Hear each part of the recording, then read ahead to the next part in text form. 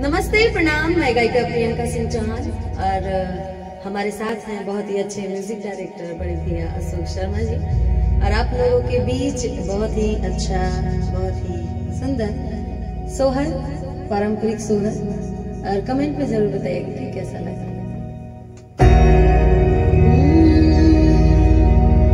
जुग जुग जिया सुललनवा,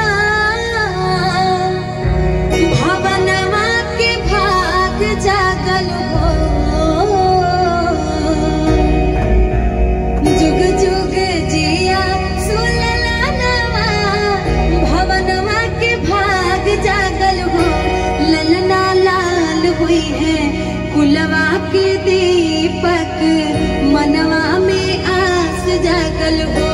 ललना लाल हुई है कुलवा के दीपक, मनवा में आस जागल हो। जुग जुग जिया सुललनवा, भवनवा के भाग जागल हो।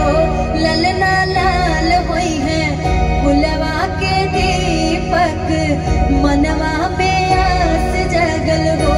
ललना लाल हुई है कुलवा के दीपक, मनवा में आस जागल हो। आजो के दिनवा सुहावन, रतिया लुभावन हो। आजो के दिनवा सुहावन, रतिया लुभावन हो। ललना दीदिया के जन्मे होरी लवा बड़ा सुंदर हो। ललना दीदिया के होरिला जनम ले, होरिलवा बड़ा सुंदर हो। नकिया ता हवे जैसे पापा जी की अखिया हमारी के हो। नकिया ता